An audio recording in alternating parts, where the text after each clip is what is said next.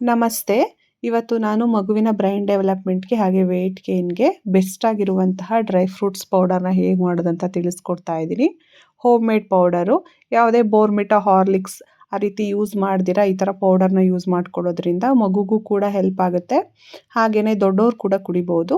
ಇದಕ್ಕೆ ಏನೇನು ಬೇಕಂತ ನೋಡೋಣ. ಬಾದಾಮಿ, ಗೋಡಂಬಿ, ಮಖಾನ, ಪಿಸ್ತಾ ಹಾಗೆ ವಾಲ್ನಟ್ ತಗೊಂಡಿದ್ದೀನಿ. ಸನ್‌ಫ್ಲವರ್ ಸೀಡ್ಸು, ಪಂಪ್ಕಿನ್ ಸೀಡ್ಸು ಹಾಗೆಯೇ ಡ್ರೈ ಆಗಿರುವಂತಹ ಖರ್ಜೂರ ತಗೊಂಡಿದ್ದೀನಿ.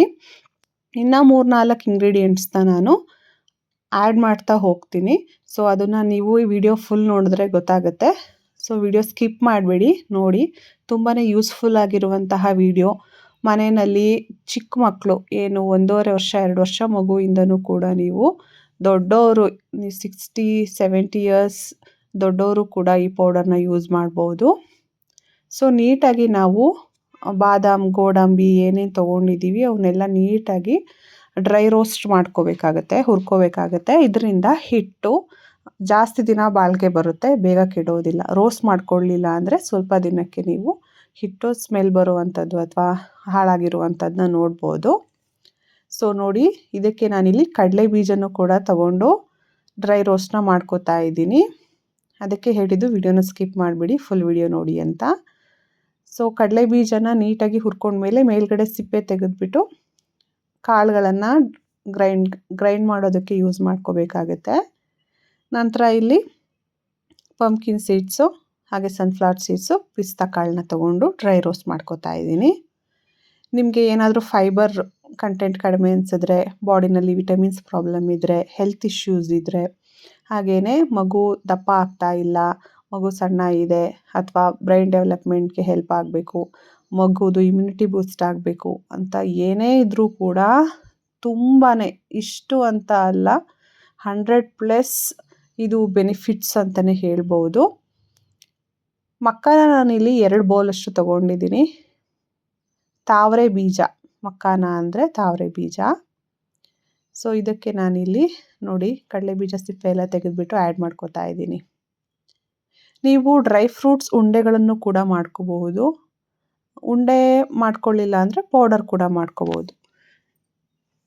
ಸೊ ಉಂಡೆ ಮಾಡ್ಕೊಳ್ಳೋದ್ರಿಂದ ಮಗು ತಿನ್ನಲ್ಲ ಅಂತ ಅಂದರೆ ಈ ರೀತಿ ನೀವು ಪೌಡರ್ ಮಾಡಿಕೊಂಡು ಹಾಲಿಗೆ ಮಿಕ್ಸ್ ಮಾಡಿ ಕೊಡ್ಬೋದು. ಈಗ ನಾನಿಲ್ಲಿ ಗಸಗಸೆನ ತೊಗೊಂಡಿದ್ದೀನಿ.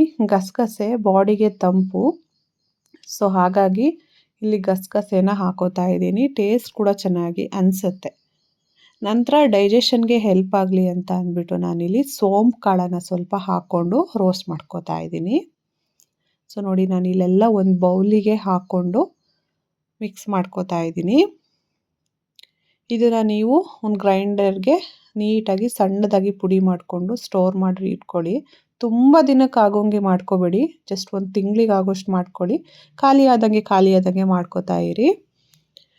ಮಗುಗೆ ಹಾಲಿಗೆ ಹಾಕ್ಕೊಂಡು ತಿನ್ನಿಸ್ಬೋದು ಅಥವಾ ಸರಿ ಮಾಡ್ಕೋತಾ ಇದ್ದರೆ ರಾಗಿ ಸರಿ, ಅಕ್ಕಿ ಸರಿ, ಈ ರೀತಿ ಸರಿಗೂ ಕೂಡ ಒಂದು 1/2 ಟೇಬಲ್ ಸ್ಪೂನಷ್ಟು ಸರಿಗಳಿಗೆ ಹಾಕೋ ಕೂಡ ಬೇಯಿಸಿ ತಿನ್ನಿಸ್ಬೋದು. ತುಂಬಾ ಚೆನ್ನಾಗಿರುತ್ತೆ. ಬೆಲ್ಲ ಮಿಕ್ಸ್ ಮಾಡು ಕೂಡ ನೀವು ಮಕ್ಕಳಿಗೆ ಕೊಡೋದ್ರಿಂದ ನಿಮಗೆ ಬೋರ್ನ್‌ವಿಟಾ, ಹಾರ್ಲಿಕ್ಸ್ ಟೇಸ್ಟೇ ಕೊಡುತ್ತೆ. ನೋಡಿ ಎಷ್ಟು ಈಸಿಯಾಗಿ ಮನೆಯಲ್ಲೇ ಹೆಲ್ದಿ ಪೌಡರ್ನ ಮಾಡ್ಕೋಬೋದು ಅಂತ ಈ ವಿಡಿಯೋದಲ್ಲಿ ನಾನು ತಿಳಿಸ್ಕೊಟ್ಟಿದ್ದೀನಿ. ನಿಮಗೆ ಈ ವಿಡಿಯೋ ಖಂಡಿತ ಇಷ್ಟ ಆಯಿತು ಅಂತ ಅಂದ್ಕೊತೀನಿ. ಇಷ್ಟ ಆಗಿದರೆ ಪ್ಲೀಸ್ ನನ್ನ ವಿಡಿಯೋಗೆ ಲೈಕ್ ಮಾಡಿ, ಹಾಗೆ ಸಬ್ಸ್ಕ್ರೈಬ್ ಆಗದೆ ನೋಡ್ತಿರೋರು ಸಬ್ಸ್ಕ್ರೈಬ್ ಮಾಡ್ಕೊಳ್ಳಿ. ಮತ್ತೆ ಇನ್ನೊಂದು ವಿಡಿಯೋದೊಂದಿಗೆ ಸಿಗ್ತೀನಿ. ಅಲ್ಲಿ ತನಕ ನನ್ನ ಚಾನಲ್ನ ನೋಡ್ತಾ ಇರಿ, ಸಪೋರ್ಟ್ ಮಾಡ್ತಾ ಇರಿ. Thank you so much. ಮತ್ತೆ ಸಿಗೋಣ.